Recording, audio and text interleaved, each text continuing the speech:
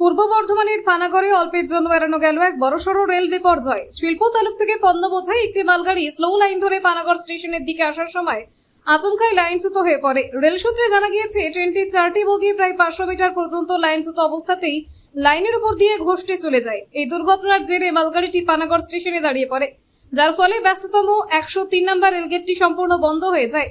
এর জেরে দীর্ঘক্ষণ রেলগেট পারাপারের ক্ষেত্রে সাধারণ মানুষ ও নিত্যযাত্রীদের ব্যাপক দুর্ভোগের মুখে পড়তে হয়।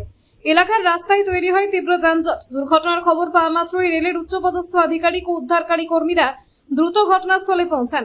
যুদ্ধকালীন তৎপরতায় প্রায় 2 ঘন্টার অক্লান্ত পরিশ্রমে লাইনচ্যুত বগিগুলিকে পুনরায় লাইনে তোলা সম্ভব হয় এবং ট্রেন চলাচল স্বাভাবিক করার চেষ্টা চলে।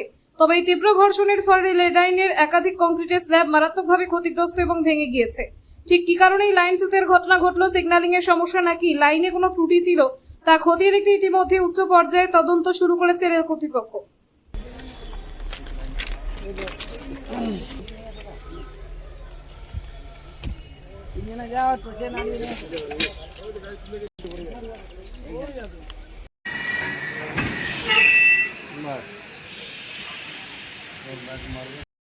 আমরা তো দেখি নাই,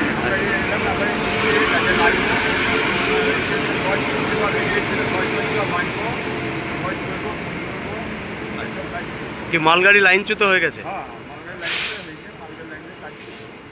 ঘটনাটা কবে হয়েছে? ঘটনাটা কালকে হয়েছে, মানে রাত্রের দিকে না কখন হয়েছে আমরা তো দেখি নাই। আমরা তো সকাল 7টার দিকে কি শুনলেন? কি শুনলেন? আমরা এসে দেখলাম যে মালগাড়ি একটা বগি পড়ে গেছে, লাইনচ্যুত হয়েছে। আপনার নাম? কালু দাস। কতক্ষণ ধরে খারাপ? বলছে তো ঘন্টা 2 দিয়ে সরাবার কোনো ব্যবস্থা? ব্যবস্থা না, গাড়ি পড়ে গেছে বলছে, লাইন আছে, এই মালগাড়ি পড়ে গেছে,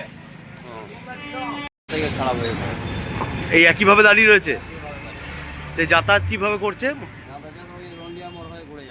অনেকটা কি এই সরাচ্ছেও না কিছুই না?